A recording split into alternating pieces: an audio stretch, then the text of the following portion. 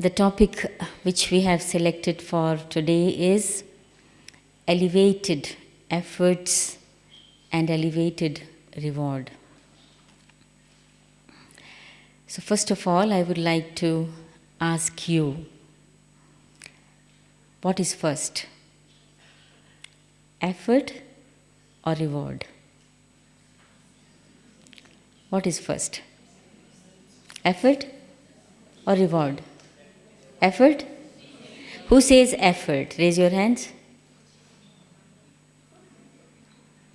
Some are not raising the hand. Okay, who says reward first? Raise your hand. So some have raised hands in both. What does it mean? They are interconnected? No, it's very clear actually that without effort there is no reward, So that is why we say that effort is first. Very often people ask this question in connection to fortune. What is first? Effort or karma or action or fortune?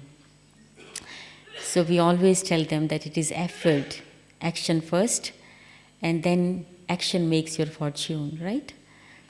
So we always say like that without effort, yes, some Tamil language, yeah, Tamil? Not heard. Tamil. Now? No? No. Tamil, please check. Tamil भाषा का नहीं सुनाई देता है भैया, देखो. Translator नहीं है वहाँ पर. श्योर, वहाँ बैठ. हाँ. There is no translator. You have to call Tamil translator. There is no one. Please go and invite somebody. Okay, so we were talking about that without effort there is no reward. Like without action there is no reaction. But at the same time, this is what our experience also says. And Dadi Janki was also saying a couple of days ago that if you keep your reward in front of you, if you keep your reward in your awareness, then there is an enthusiasm to make the efforts. Then you feel joy while making efforts. The effort becomes easy, natural, maybe automatic, because the reward is very clear. When we were small children, I remember very well from my own experience that our parents used to say that if you get good marks in your examination, then you will be given this. During those days, wristwatch was a very good reward for a child, a gift for a child. Or nowadays they would say computer or, video player or video recorder or, something like that. So if you get good marks, you will get some kind of a gift or some kind of a reward. And the child keeps this in his awareness and then begins to study very well. He feels joy while studying. Now the study is not a compulsion for him.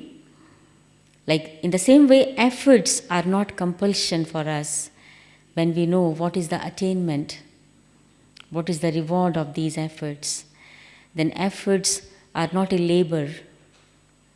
We do not feel difficulty while making efforts. Efforts become compulsion for us when we do not know what we are going to attain out of it. Or we know, but there is not that realization. So this is why it is important. In this case, reward becomes first. But of course, it is efforts which will determine our reward. As the efforts, so the reward. It is very clear. This is why we have taken the theme elevated effort. Not just efforts, but elevated efforts and elevated reward. So therefore I want to now say a few words about what does this word elevated signify in context of efforts and reward. The word elevated in Hindi is Shreshth. And probably you know that the prefix Shri, which is used before the names of deities, Lakshmi, Narayan, Radha, Krishna, Shri Lakshmi, yes? Shri Narayan, Shri Radha, Shri Krishna, they are always said like that. Not just Lakshmi, but Shri Lakshmi. The word Shri means Shrestha, elevated. So what is Shri? What is elevated? Elevated means pure. So elevated efforts means pure efforts. And elevated reward also then means pure reward. The word elevated also means, in some contexts actually, incognito, internal, incognito. Like in the context of donation, incognito donation. Incognito donation is considered to be the greatest donation, the most elevated donation. For this, in bhakti, people say, if your right hand donates, even your left hand should not know about it. You see? So incognito. This is called elevated. So, what is elevated effort? Or in other words, what is pure effort? The effort which is free from all the traces of anything negative. Like, for example, if the effort is made to make a show,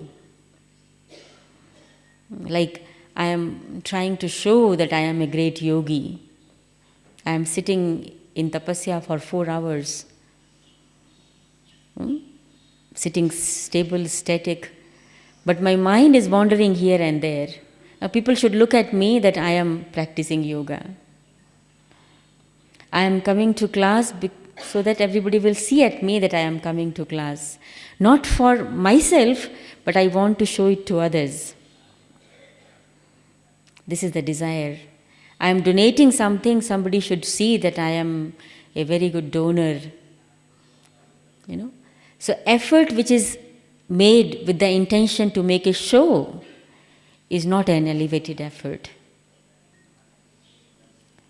The effort which is made, for example, to pull someone's leg, to put somebody's down. Like we want to make some effort so that the other person would feel that he is nothing in front of me. See?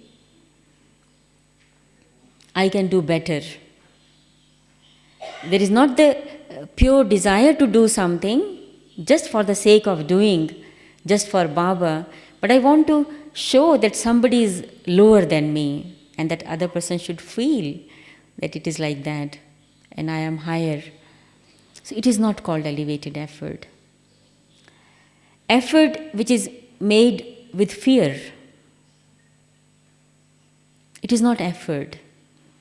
Like in bhakti nowadays, people go to temples mostly not out of love for God, but either they go out of fear, maybe if I will not go, I will be cursed or something will happen, I will suffer a loss, or just to make a show. It has become modern tendency, to go to a temple. It is a fashion nowadays. There is not that bhakti feeling, there is not that the feeling of devotion, feelings of love for God, but there is this fashion. I am going to a temple, I am going to a church. So if efforts are also made with this same kind of intention, with some kind of a glorification, desire of glorification. Like I can do a lot of service, but with the desire of glorification. It is not elevated effort. Sometimes, there is greed, especially in the efforts of doing service. I want to do this is everything I want to do. Not because I have love for service, because I am greedy for service.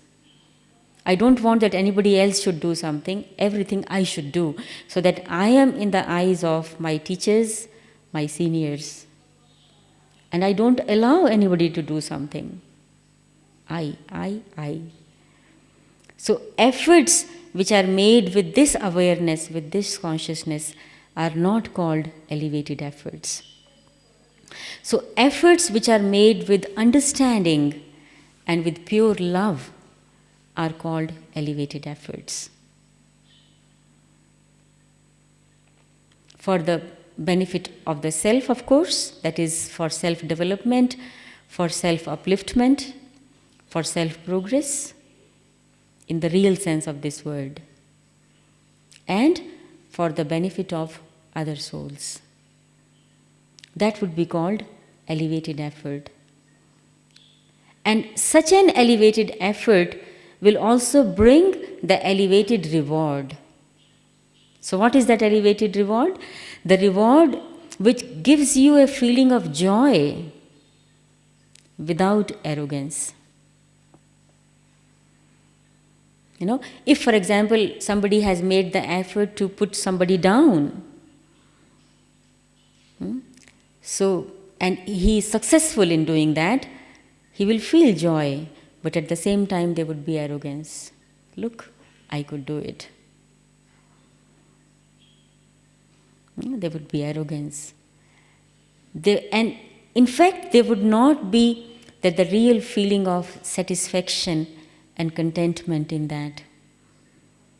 But if it is a pure reward, there would be sense of feeling of joy, gratitude towards Baba. That Baba enabled me to make such elevated efforts. And also there would be a feeling that others around me are also happy with me. They join in my joy with me. They are not jealous of me. That why this person has attained and I have not attained it. They would be happy in my happiness. This is elevated reward. Look, if you imagine if you attained something and 10 people around you are jealous of you, what would happen to our reward? What would happen to our feeling? See? So it's very, very important that the reward is also elevated. There is an experience of joy and a sense of gratitude towards Baba and of course towards everyone, because my experience says that whatever kind of efforts it may be, to some extent, less or more, cooperation of the family is also important. Some kind of role is also played by the family. So therefore there is a feeling of gratitude towards Baba, towards the family. And there is a wave of joy in the entire family that I attained this. This is elevated reward. So I want to tell you one story, one incident. Like in Bhakti, when people make some donation or do some charity, have some mercy, and generally there is a desire of getting some name, fame, popularity and so on. So act in itself is very good. The act of charity, donation or something like that. So once I heard this story from somebody that it was a family in one city of India, very, very rich family, very, very rich family. And this woman, she gave birth to 4 sons. And in Bhakti, generally in Lokik life, people are very happy if they have sons and children. It is considered to be a blessing from God and so on. But All these 4 sons were handicapped. All these 4. On one hand, the getting of child was a blessing for her. But these children developed, they grew in handicapped ones. Somebody had a very big head and small legs. Somebody had a very big body and very small head, and so on and so on. Absolutely handicapped. And they had grown up till the age of 30, 35. But everybody had to be taken in a pram, They could not walk, none of them. But they were alive, you see. So on one hand, the reward was there of some action. They were born in a rich family. The mother had 4 sons, but this reward was, infected. Like a good, seemingly good fruit, but if you cut it, there is some kind of worm or insect sitting in it. So the fruit is there, but there is an insect sitting in that. So the same. So if the efforts are not pure, the reward will not be pure. If the efforts are not elevated, reward will not be elevated. This is why there comes dissatisfaction. I did so much, but why did I not get that result? I did so much service, but why I was not successful? See? I have been coming to the class for years together, but why I am not progressing?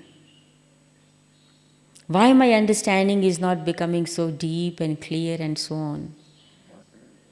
See? So the reason is that something wrong with the effort somewhere. Efforts are there, but either they are mediocre or maybe even of the lower level. They are not elevated efforts. So elevated efforts means pure efforts. So you understand this point? And now we come to that point again, that if we keep in front of us our reward, then efforts will become natural, easy, and there would be joy and enthusiasm while we are making efforts.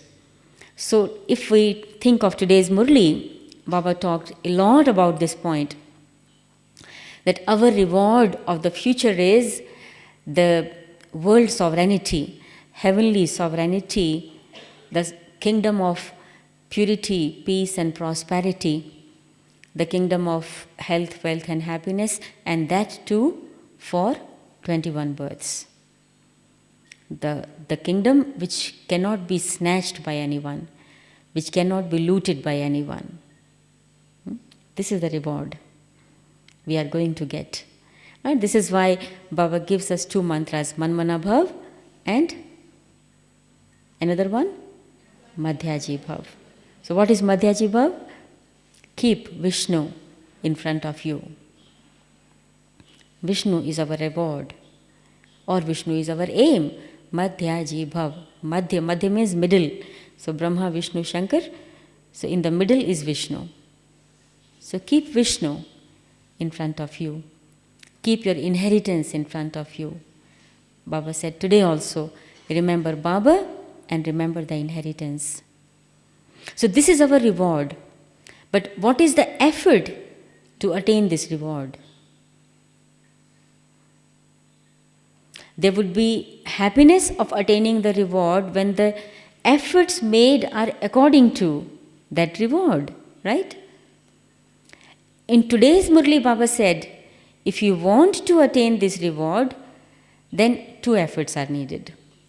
Number 1, conquer 5 vices. And number 2, study attentively.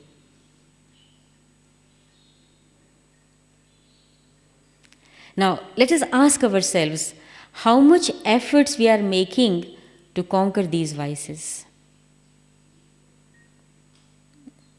Lust, okay, conquered to some.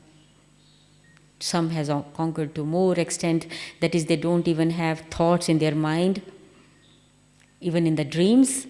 and some probably only till the stage of actions. In the same way, anger, greed, attachment, arrogance, effort is required.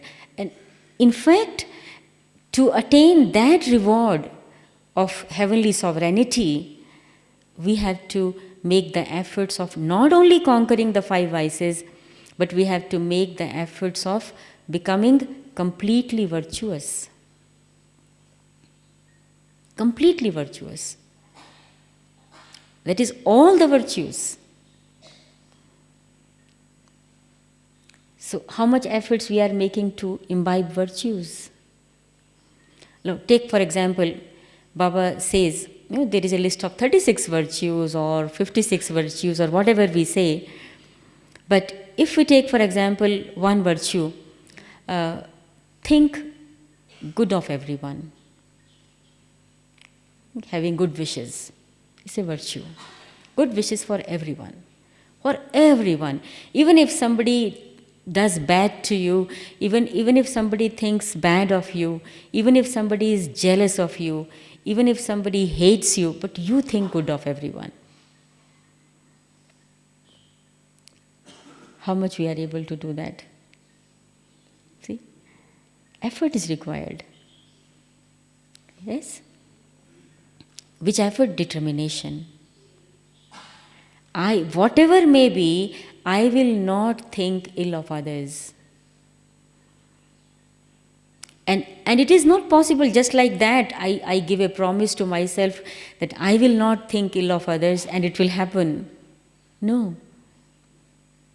I will have to try to find something good in that person who is thinking bad of me.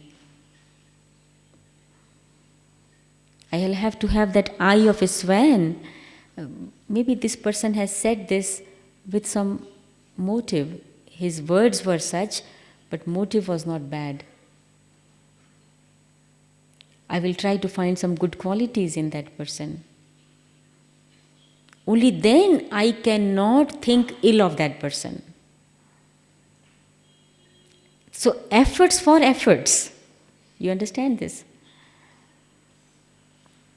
Because, in other words, actually what I think is that for a person who is making elevated effort, effort itself becomes a reward.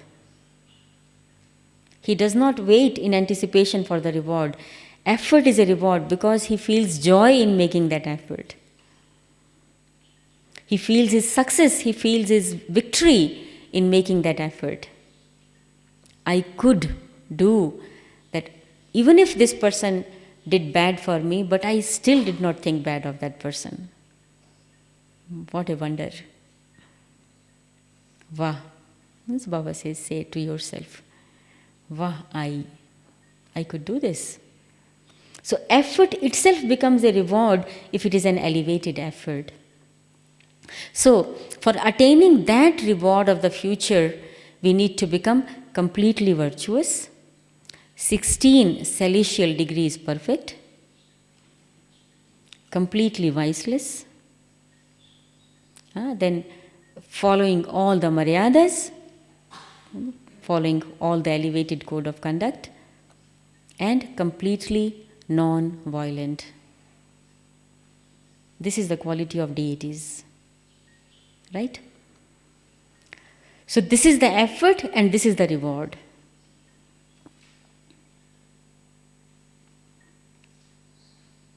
So I begin to pay attention on myself, to what extent I am becoming completely virtuous. I remember 3 days or 4 days ago, Baba said in one of the Murlis that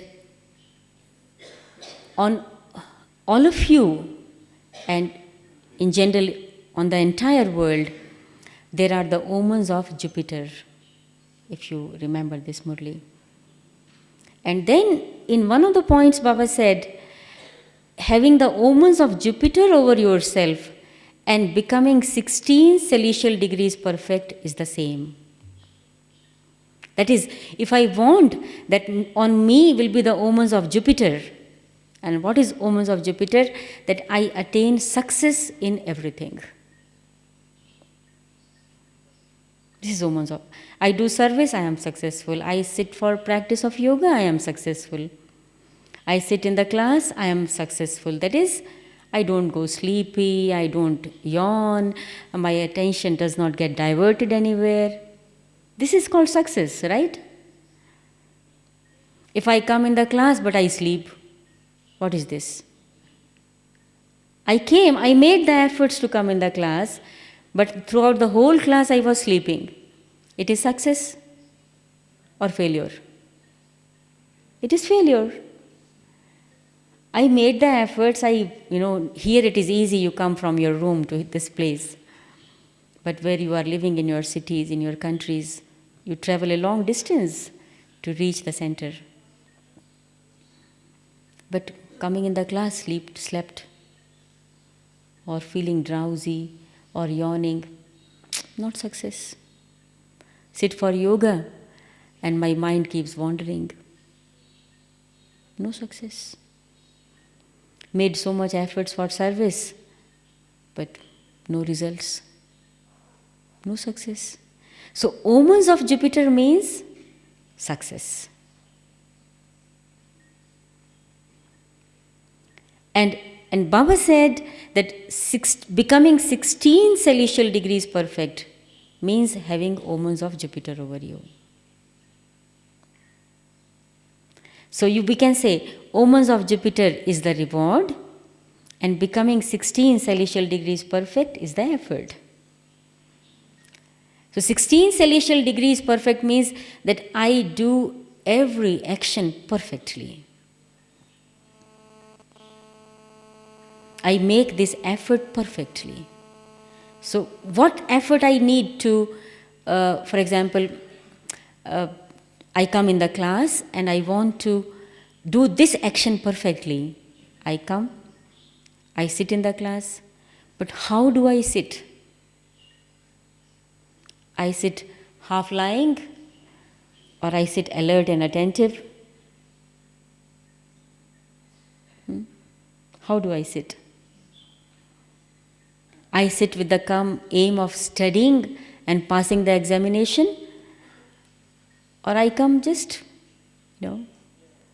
for namesake, because it is a principle of Brahman life. I have to put my attendance that I came in the class, I listened the Murli. So, 16 celestial degrees perfect means perfection in every action. Think about it. Like walking, Baba says walking is also an action. What is perfect walking? Who will say, what is perfect walking? Walking in such a way that you don't make noise. Softly.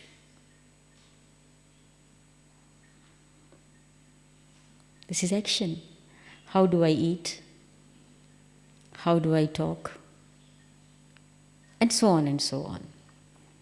So, if we want to attain that reward of Golden Aged Kingdom for 21 births, then we need to make this effort to become completely virtuous, to become 16 celestial degrees perfect, to become completely viceless. And for every part, there is an effort. Because there would be situations which would try to steal my virtues.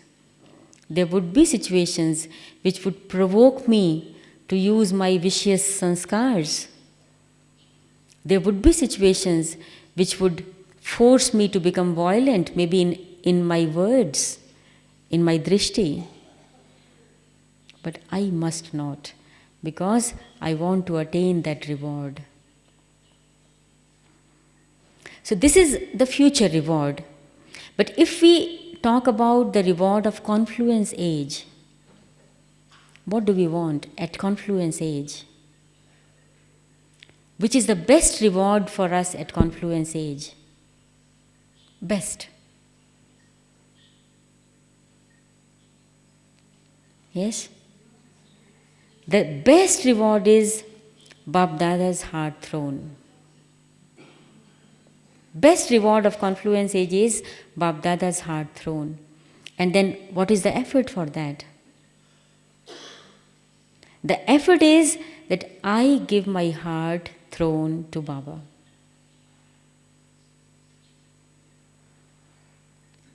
My heart becomes like a temple for Baba. Means it should be so clean, When I say my heart should become a temple for Baba, means it should be so clean. There should be such pure, loving vibrations. It should be so calm. Just imagine the atmosphere of a temple. Very pure, very calm.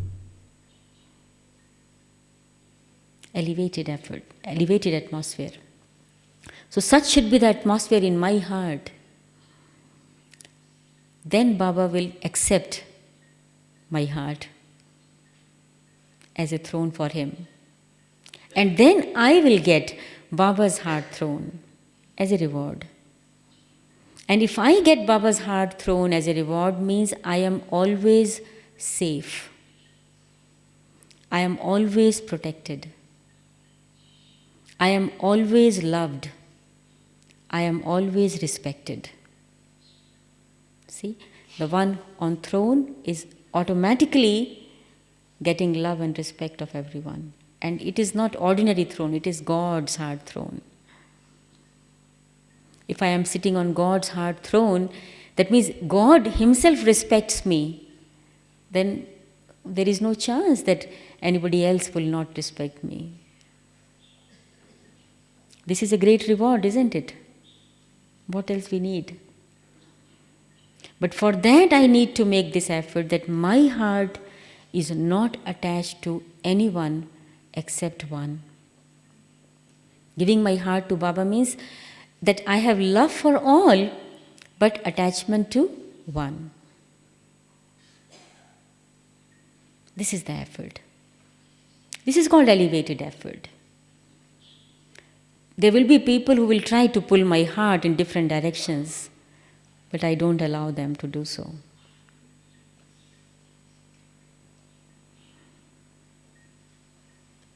Another reward of confluence age, as far as I think, is the reward of experience of super sensuous joy. The only time in the entire cycle when we can experience the super sensuous joy. In the entire cycle we don't do that. And if we miss this reward now, we miss it forever. This is why Baba says now or never. But what is the effort for getting this reward of super sensuous joy? Yes, who will tell? What is the effort for getting this reward of super sensuous joy? Who experiences super sensuous joy? What does Baba say? Yes? Yes, gops and gopis. So the effort is become a gop or a gopi. And what is meant by becoming gop and gopi? Become the true ashik, the true lover of God. And the true lover of his murli. If you read the stories in Bhagavad of gops and gopis, they were in love with Krishna's murli. They would listen to the flute and run, leaving everything behind. That we should fall in love with murli. See? Falling in love with Baba means not actually, once I remember Brother Jagdish was saying that people in the world fall in love, but we rise in love. You understand? Did you get the translation? They say that we fall in love, but we in Baba's knowledge, we don't fall in love, we rise in love. And so having love for Baba and his murli is called becoming gop and gopi. And if you are in love with someone, you can't remain without that, isn't it? You just can't remain. You can't. Then there is no question that you will say that I did not listen the Murli for 5 days. I come in the class once a week. This is not called Gopi. I listen the Murli once a month. This is not called Gopi. Then from where super sensuous joy? So, we will say we have become Brahmins. Yes, Brahmins because we are following celibacy, we are eating sattvic food, and we are wearing white clothes and so on and so on. But we are not Gops and Gopis because we don't have love for Murli. And I can tell you that we cannot become Shaktis, Shiv Shaktis, without becoming Gopis. It is impossible. Baba gives us the title Shiv Shakti. We can't become that unless we become Gopis, unless we are in love with Murli. If I can't come in the class because of any genuine reason, do I have so much love for the Murli that I definitely study Murli at home? Study Murli, not read Murli. Do I enjoy Murli like the flute, melody of the flute? This is called becoming Gopi. Because the word Gopi also means the one who deeply understands all the deep secrets of knowledge. And it is possible only when I have love for Murli. I read it. You must have heard Dadi Janki saying that once, because Dadi Janki came 2 years later than many of the sisters in knowledge. And Baba, she asked Baba that, Baba, I am late.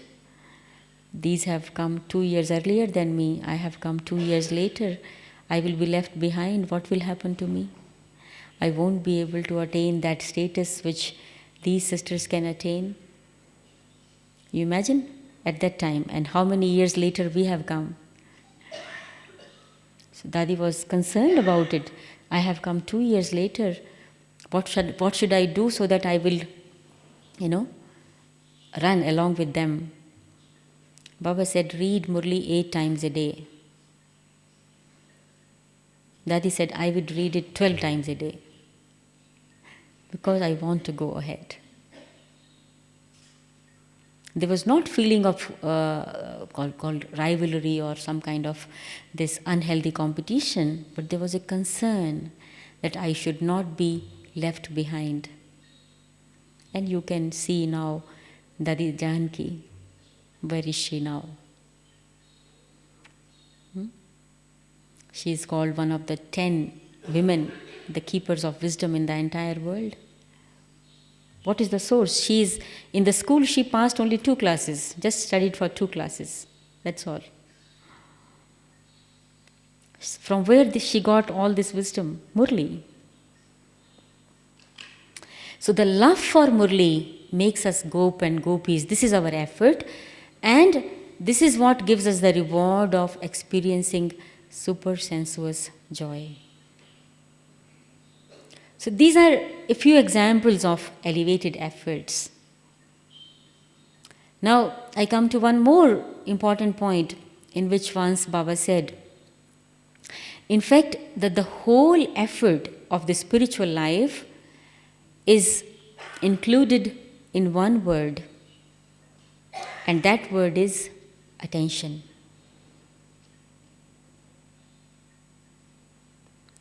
Attention in knowledge, attention in yoga, attention in dharana, attention in service. And when we talk of attention, it is an incognito effort. I can sit in the class with open eyes, with my notebook open, with my pen ready to write, but I may not be attentive. Right? Possible?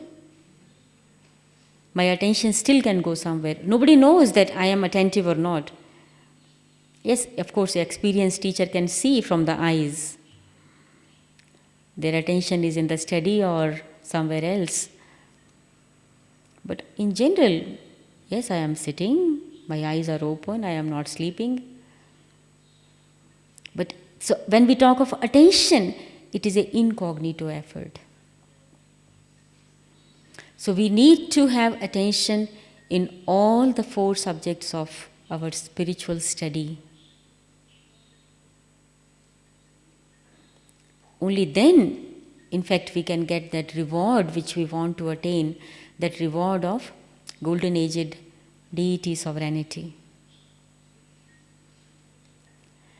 But to have attention, for example, on the subject of knowledge, what we need is, we need to understand and realize the value of knowledge, or to understand all the definitions which Baba gives for knowledge. In different Murlis, Baba uses different expressions for knowledge. What is knowledge? Like Baba would say, knowledge is medicine. Have you ever heard it? Knowledge is medicine. And when you take medicine, you need to be attentive, right? You put the tablet in your mouth, you have to be attentive that it goes in the right track and not in the breathing track. You have to be attentive. Knowledge is medicine for what? To cure all the diseases of the soul. So how can I take the medicine without attention? How much dose is required? How many times a day it is required? When it is required? Then Baba says, knowledge is light. Light, when there is light, everything is clear. You can understand, know everything. So in the same way, when there is knowledge, we can see that what cannot be seen with these eyes.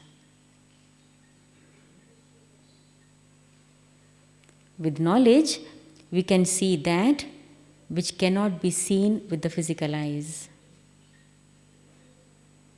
We can see the soul hidden in this body. It's with knowledge. We can see God, incorporeal God, who is far, far away in Paramdham.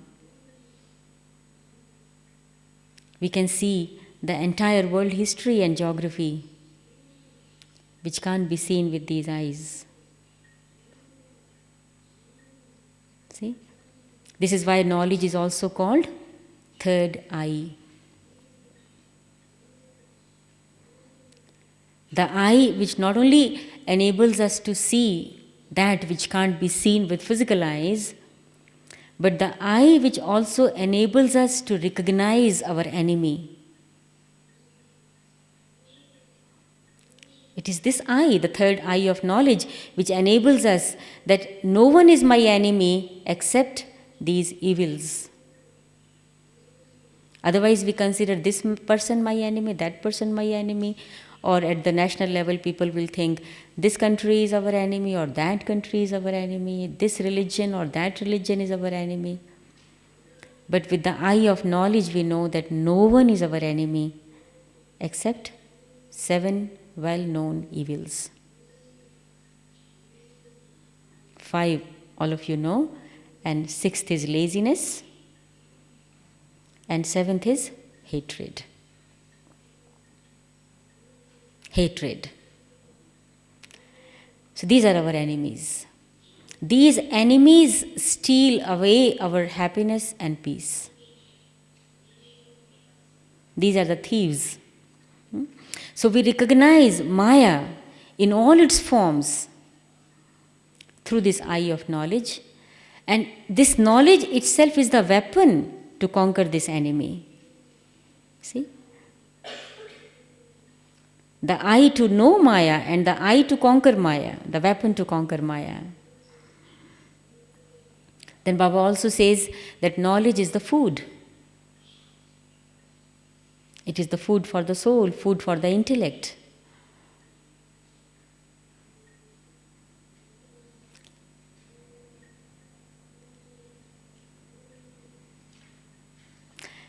Sometimes Baba says knowledge is nectar.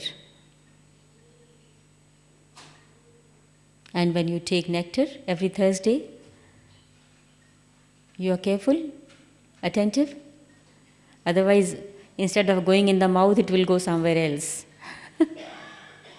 So knowledge is nectar. So when we are listening to knowledge, we need to be very attentive, keeping any of these points. It is medicine, it is food, it is weapon, it is eye, it is light. Sometimes Baba says knowledge is source of income. And when you are earning an income, you have to be careful. Dealing with your clients or writing your account books or whatever job you are doing. So, attention on knowledge. And Baba has also told that knowledge, because it is study, it itself implies that there would be examinations. And what are the examinations? All kinds of obstacles which come in our way, they are our examinations. And knowledge gives a method to overcome all the obstacles. So if I am not attentive while listening to knowledge, obstacle will come, I will be stuck up.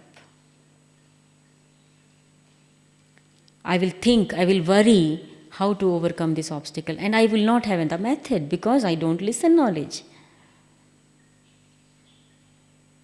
Then I will be left behind. I can't go ahead. So therefore Baba says the whole effort lies in one word, attention. Then I can overcome all the obstacles. So here I want to tell you one very interesting thing which Dadi Janki was sharing with some of us sisters in Dadi's cottage. The difference between obstacle and bad omens or eclipse. So Dadi explained that the obstacles come from outside. They can be created by people, they can be created by nature, obstacles can be created by our own body. Yeah? Obstacles can be in financial conditions. It can be any. Obstacles are from outside. And to overcome these obstacles, we need knowledge. And in most cases, it is easy to overcome the obstacles because they are external.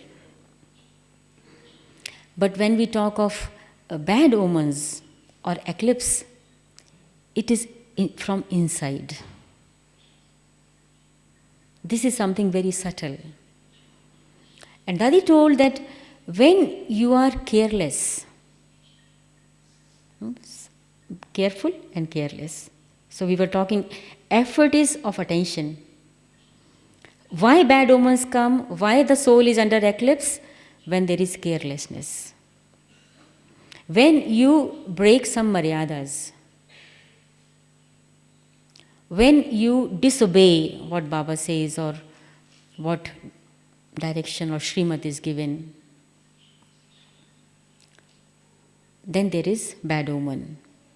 And when there is bad omens, what happens is, then there is no success. So I was saying that when there are omens of Jupiter, the sign is success. And when there are bad omens, there is no success. We do service, no success. We try to practice yoga, no success. We sit in class of knowledge, we are not in the class mentally, intellectually. Or we begin to lose interest in knowledge, yoga, service, everything. This is the sign of bad omen.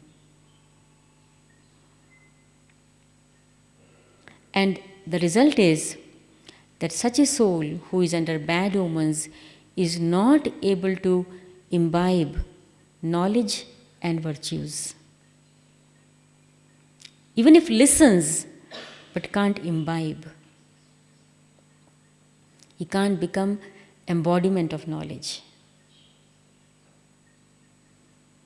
And one very great loss is, if this soul listens to the Murli classes, etc., etc., when some direction is given, when some point of dharana comes, that soul under bad omens will never feel that this is said for me.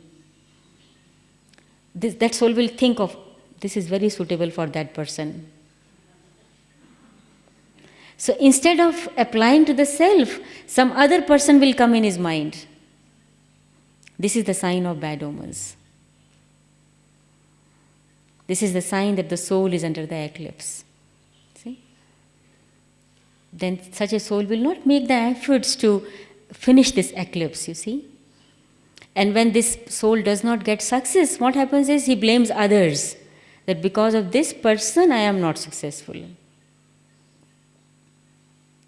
This person disturbed me, that person disturbed me. I was sitting in yoga and that was coughing all the time, so I could not practice yoga. Or all the time taking something out of his bag, so I could not practice yoga. I could not attentively listen. Definitely blame others. Baba says, your attention is your attention. Why should you be disturbed by others? We all have this experience when we meet somebody whom we love very much. Even if we are standing in a big crowd, there is a lot of noise, but these two lovers, two friends are talking to each other. Nobody disturbs them. They are not disturbed because they are so much engrossed and absorbed in their conversation. They don't even feel that there is a big crowd around them and they are making so much noise. So why they are not disturbed? Because they are fully focused. If I am not focused, I am disturbed by any minute thing. This is why we say that the main effort is in attention. Attention, focus, it's the same thing. Concentration, what is concentration? Focused attention. It's concentration. What do we need for yoga? Concentration. What do we need for study? Concentration. It's concentration, focused attention. And so what happens is, when there is this eclipse or the bad omens, the soul is not able to imbibe the knowledge. So many years pass, 10, 15, 20 years. But the stage does not seem to be enlightened. Knowledge is light. So if I am listening knowledge since 15 years, 20 years, I should be enlightened. That glow, that sparkle should be visible on my face. Like Sister Mohini was saying yesterday. I know I am a point of light, but that light is not visible. Why it is not visible? Because I only know that I am a point of light. I have not yet become a point of light. I have not yet imbibed this, that I am a point of light. I only know this. So if I imbibe the whole knowledge, just you can imagine how much sparkle and glow would be there on our faces. I am myself a point of light, and then the knowledge as light. Just imagine the stage. Such stage does automatic service of the souls. But because we are not imbibing it, because of some kind of this bad omen, where we are careless somewhere, careless in following maryadas, careless in following Srimad, careless in listening to the knowledge, somewhere we are careless. This is why we are not going ahead, we are not moving forward, we are not progressing as we could. Like if a child studies in a school, after 10 years he would be in the 10th class. He has gone higher. After 10 more years he would have finished university, post-graduation, maybe even doctorate. So what about me? I am studying. Where am I?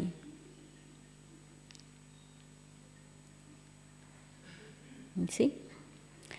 So therefore, it is very, very important to be attentive in our efforts of, for example, the subject of knowledge.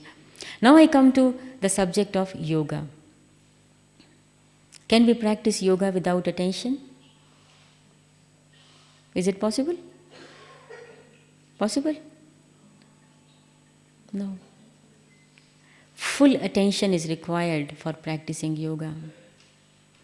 So, effort is yoga. Like effort is knowledge, listening knowledge. And the reward is effort of listening knowledge. After making this effort, the reward is that I am free from all wasteful, useless, and negative thoughts. It is so good. I am so light. My head is not burdened. Because I have no space in my intellect for useless things. My intellect is full of knowledge. This is the reward. No space for useless thinking. Otherwise, we battle how to get rid of waste thoughts. Easy. Be attentive while you listen to the knowledge. Very easy method. Contemplate, churn, revise. No waste thoughts. Then we come to yoga. Yoga is an effort. And what is the reward? We all know powers and, bliss and purity. Lot of attainments of practice of yoga.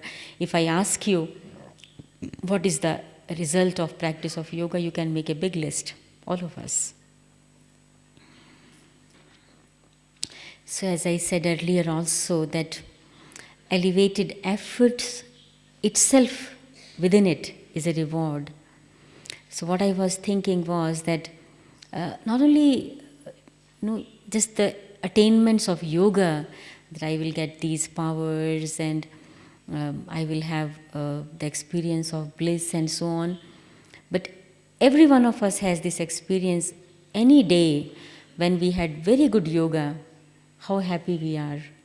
Oh, today I had such good yoga. Yoga itself, gives the experience that I could be in that stage. What I attained, what transformation took place in me, we don't even think about it. But I could be in that stage today. It gives itself a very, very pleasant experience, a blissful experience. So therefore, to practice such kind of yoga, which will become itself an experience of great bliss, a great joy and great pleasure, what efforts we need to make for that, so that my yoga really would be a source of joy for me, that I don't have to struggle to be in that stage of yoga, but I enjoy yoga. So you see that one of the reasons why we are not able to have that good yoga is that what I was saying, bad omens, some kind of carelessness in following the maryadas during the whole day. So sort of my intellect gets blocked. I create a wall, an obstacle, and I am not able to cross this and go higher. This is one reason. And another reason is some kind of, unhappy relationships with other people because of their mistake or because of your mistake. Yoga is also relationship. When we define yoga, what is yoga? Yoga is not only union or communion or connection. Yoga is also relation. And when we talk of Raj Yoga, we know that it's not that we only practice concentration, but it is developing and maintaining relationship with Shiv Baba. So if I do not have good, harmonious, happy relationships with anyone, it will become a hindrance in my practice of yoga. For example, someone did something wrong to me, hurt me, misbehaved with me, insulted me, defamed me, harmed me. What will happen generally is that this imprint of that person's behavior goes so deep in the mind, in the intellect, in the heart. Mind is so tiny. What is mind? It's just the ability of the soul. The soul itself is so tiny. But on this mind, on this intellect, this impression of that person's behavior goes so deep, that it is not easy to forget it. Even if you would say to yourself, or others would say to you, forget about it. Baba also says, forget it. Erase it. If our mind would have been a paper, it would have been easy to erase. But this imprint goes so deep that it is not so easy to forget that misbehavior of that person. So what efforts are needed to forget that? And sometimes you do something wrong with person, that person feels hurt, and later you realize your mistake, that you did wrong, and you are very unhappy with yourself. Why you did this? But you have done it, and that person is hurt. So in this case also, this picture, this scene that you did something wrong to another person will keep on revolving in your mind and will not allow you to be in yoga with Baba. So the efforts required here are forgiving. Forgiving and ability to ask forgiveness. Go to that person and ask for forgiveness. Be bold, be courageous in that. Even if that person probably will say, go away from here, I don't want to see your face and so on, whatever, you still go. Please excuse me. And if you will say with true heart, maybe at that time, because that person is very much hurt, is not able to forgive you, but after some time will feel definitely. So anyway, this thing has been done, and that person came to ask for forgiveness. What else he can do? So ultimately he will forgive you. And when you are forgiven and when you forgive, yoga becomes easy. This is why this lesson Baba has taught, to forgive and to forget. Without forgiving, you can't forget. Or without being forgiven, you can't forget, because that person will keep on remembering that you did something wrong, you did something wrong, you did something wrong. And this person's vibrations will keep on touching your heart. See? So it is very much required that you are forgiven and you are able to forgive. And then of course, probably it is also important, then you forgive yourself. Don't think much about it. Forgive yourself. Okay, in future I will be very attentive when I come in contact and behavior and interaction with other people. I should have a hold on my tongue. I should think before I speak something. I should, not say anything unless I am sure about it. Sometimes we speak out something because third person told me, and that is not a fact, that is not a truth. I did not confirm, and I told it to that person. Yeah, that person felt hurt, that even you say like that? You are my friend, even you say like that? Even you believe that what this person said, that this is true? At least you should have confirmed it. That person feels hurt. So therefore, it is very, very important that we are attentive while we interact with others. Again, attention. When we speak any word, we are attentive. Little bit attention gets diverted and we do something wrong, and then what happens is we suffer. Others suffer or we suffer. And if others suffer, even then we suffer, because they suffer because of me. And we are interconnected. And if we suffer, others will suffer, because there are others who are connected to me. So again, attention. So one thing to have good yoga, to enjoy yoga, is don't be careless in following Maryada.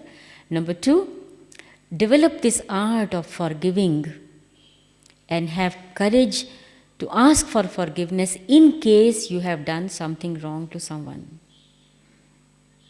And the best, of course, would be that be attentive while you interact with others.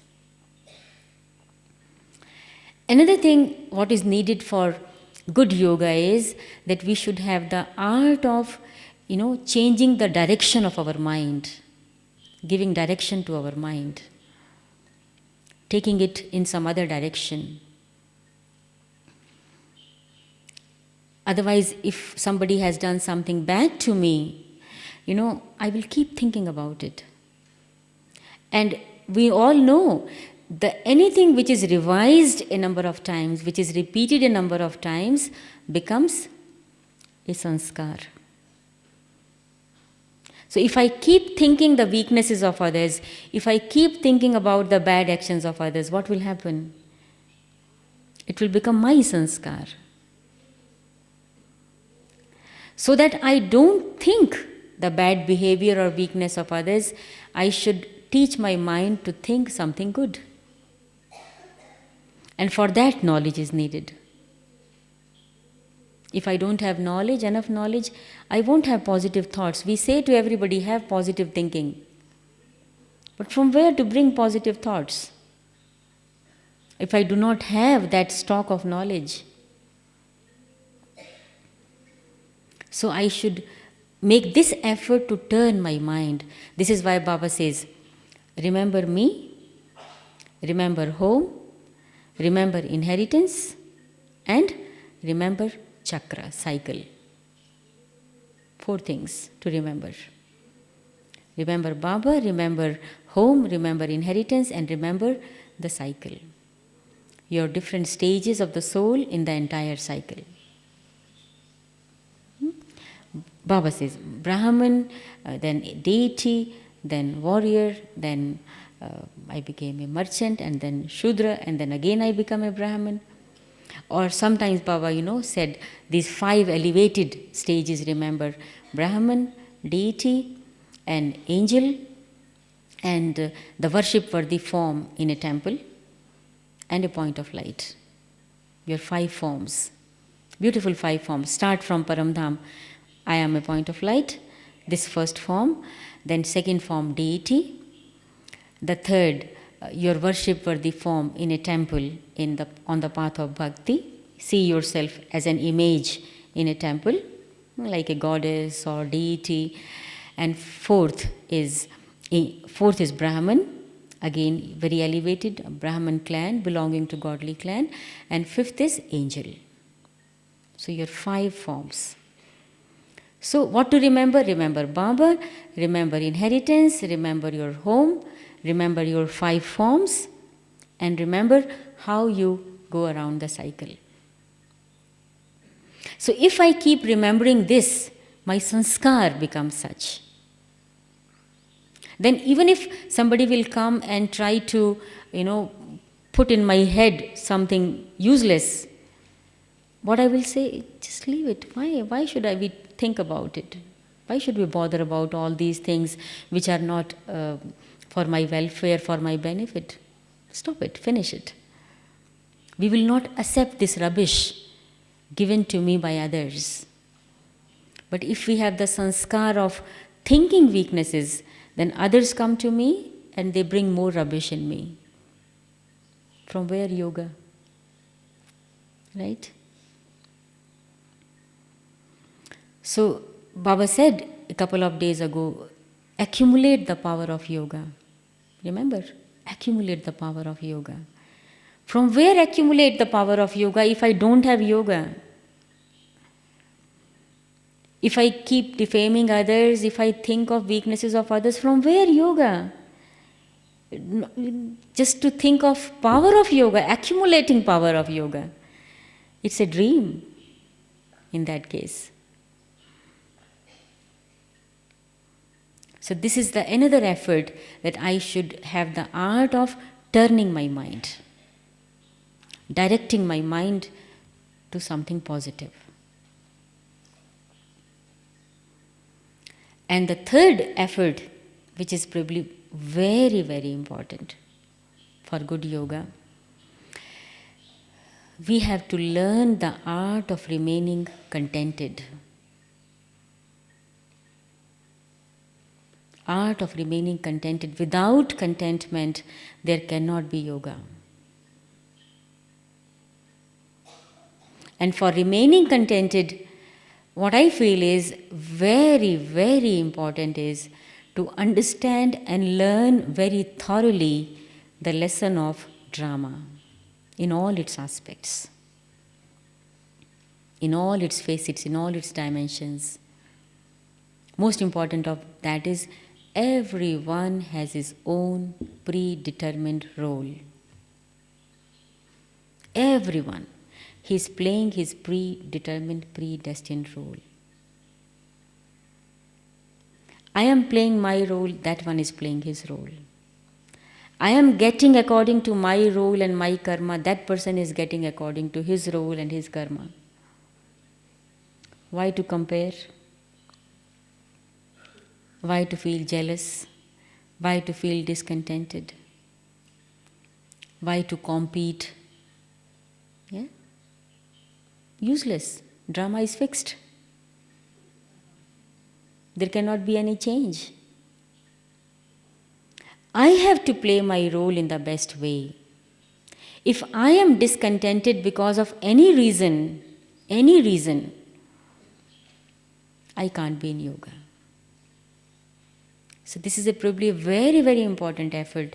This is why Baba says the certificates of this study are the certificates of contentment. Certificate is received after you finish the study. So how important it is, contentment. So without contentment, there cannot be yoga. And once somebody was saying very nicely, the word contentment in English has first part content. So content is also content, what is contains. When you say what are the contents of, you buy a certain thing and you read, what are the ingredients or the contents of this thing which is in this. So what is the content in my intellect? If the content is elevated in my intellect, I will be contented. You understand? You understand this point? If the content is useless, you will throw it away. No contentment. You buy certain things and you find that the ingredients or contents are not good. You will be discontented. Oh, I wasted my money. So to be contented, I have to have good content in my intellect. And that the best content is Baba's wisdom, Baba's knowledge. And so therefore, such effort when the soul makes, then there is the experience of that such a stage of yoga that after that you need nothing. Nothing. Then, like Brahma Baba said in the very beginning, whatever I wanted to attain, I have attained. Then this song will come out of our hearts also. Till now, it does not come out. Whatever I wanted to attain, I have attained. From the heart, Constantly, this song should emerge. But that would be when we really have that stage of yoga. And so when there would be this attention on Gyan, knowledge and yoga, then there will be automatic, inculcation of virtues. Virtues will come. It would be so easy to use virtues in actions. Virtues are not for myself, virtues are to be used in actions. Virtues are to be used in behavior. Yes? Virtues are to be used in relationship. And in fact, this is service. If you are using virtues in relationship, it is service, right? You can give a lot of knowledge, but if you don't have virtues of humility, for example, people would not accept that knowledge. If they feel that you are arrogant, you are rude, they won't accept that knowledge. So virtues are to be used in relationship. That is called service. When virtues reflect in my whole being, on my face, in my eyes, that is called service. That is effort.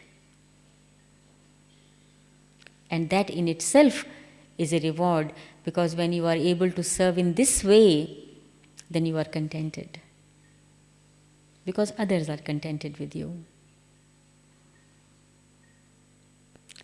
So this is what I wanted to say about elevated efforts and elevated rewards. So the essence is that we should have attention on our every action, on our every word, even on our every thought. This is what makes our every action elevated. Remember, Baba today said, you are establishing a world of elevated dharma, elevated religion, and elevated karma, elevated action. Dharma and karma.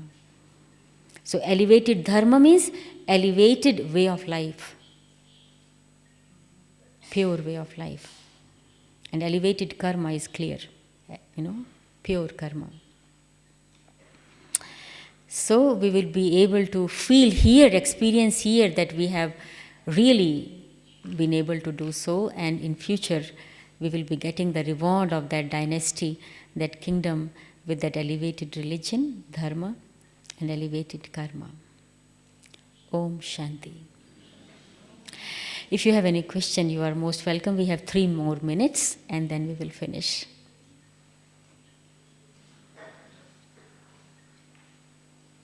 Yes. Remember? Home. The question is, what is meant by remembering home? So Baba says, when you remember home, means you know that this world where you are, this is not your home. This is a stage where you have come to play your part. Means you are here for some time. This is number 1.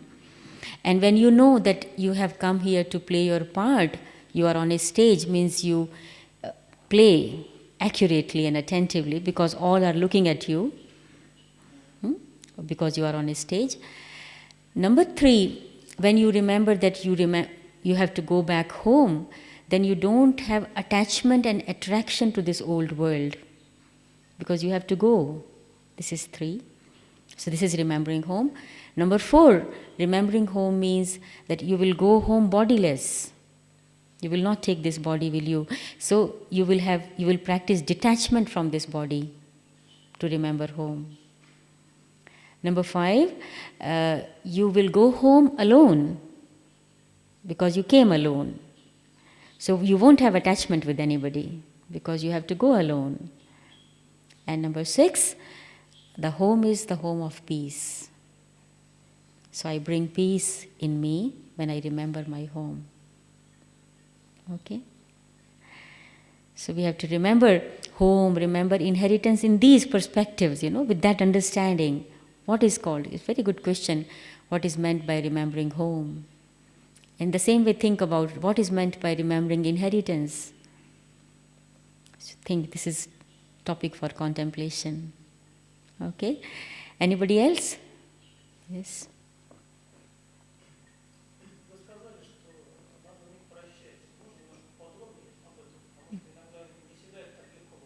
Mm-hmm. So the question he asked is that you said that we should learn to forgive.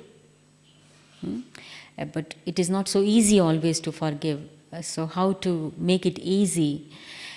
I remember once in one of the classes it was said that to forgive becomes easy to forgive others becomes easy when you have this art of forgiving the self.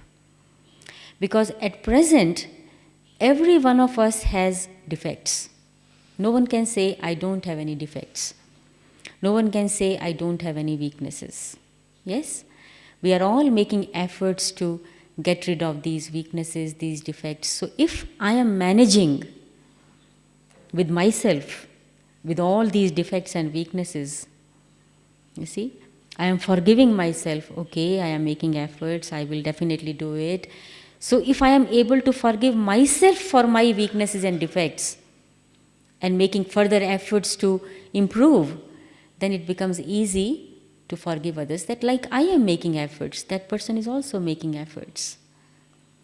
That like I am not perfect, that person is also not perfect. It is expected that he will make some mistakes, or he will have some shortcomings and so on. So this is why it is important, first of all, to forgive the self. And probably tolerance is also needed. To be able to forgive, tolerance is required. Patience is required. Many qualities, they are all interconnected. Yes.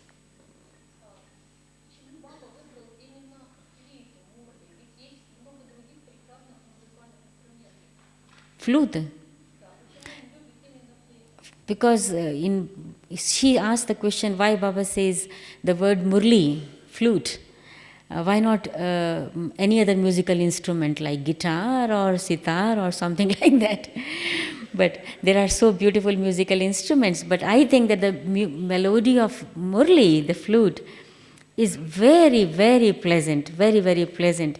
It is very simple, it is just a bamboo stick with holes in it. Nothing special is needed for that, and that's all. For all other musical instruments, so big, they occupy so much space and so many wires and this and that. And so, but the simplest musical instrument is flute. And Baba probably has chosen this word flute or Murli for his knowledge, because Baba talks in a very simple but in a very, very sweet, melodious manner. His words are so simple that can be understood by even an illiterate person. But his words are so wise that probably the most intelligent person needs to use his intellect to understand the depth of that. So this is the melody of Murli. This is why Baba says Murli. Yes, anybody else? Any other question? Yes, please.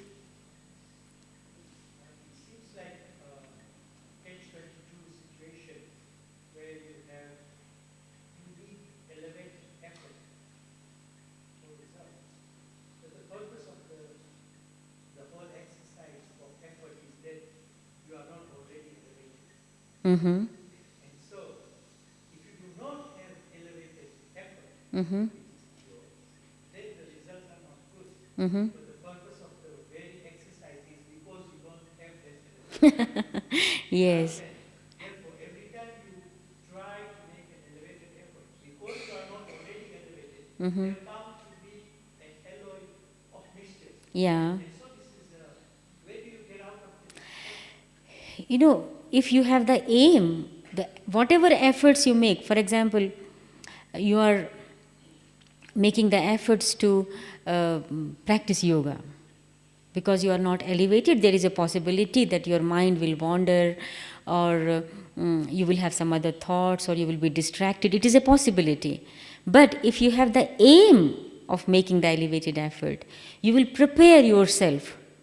Because you are going to do that, you have to prepare yourself for that effort. You see, that preparation is required. If I don't have the aim of making elevated efforts, I will take it very easily.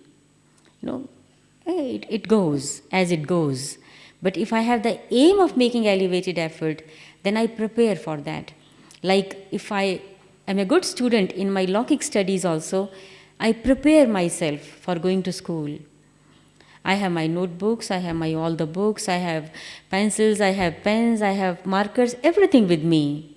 This preparation at least is required. If I don't prepare, that means I am careless about my studies. In the same way here, I want to make efforts of listening to the knowledge, what preparation I make. For example, starting from the previous day, when do I go to sleep? In what state I go to sleep? How much food I eat before I go to sleep? If I eat heavy in the morning, definitely I would be heavy, right? So some preparation is required to make the elevated effort. Like preparation is required to give examination, preparation is required to study, preparation is required to do anything actually. You want to eat delicious food, you need to prepare to cook that food. You need to prepare that table, so that you enjoy that food. So preparation is required. That is the most important thing. And gradually, you go higher and higher and higher, and ultimately you reach that elevated stage. It will not happen, of course, in one day. But in one day, what can happen is preparation. That determination to make the right preparation. That I am ready to listen knowledge. So we have to ask ourselves, am I ready? Really ready from inside? Am I ready to be in yoga? Sometimes what I observe is some children of Baba come to the class. The moment they come, they sit with closed eyes. The moment they come, they sit here and... This is not called readiness. I am not ready. I am ready to invite Maya, not ready to invite Baba. How I sit when I come? Am I ready? I go on the field of service. Am I ready mentally, intellectually, spiritually? What is my stage? Somebody asked me to conduct the class, for example. This is service. Am I ready? Am I in that stage? My lesson is ready, what I want to speak. If I am not ready, what service I will do? Nothing. See? So preparation is required to make the elevated effort. Yes? Okay, so thank you very much. Om Shanti. Now we sit for 3 minutes in Baba's remembrance with the aim of making elevated efforts.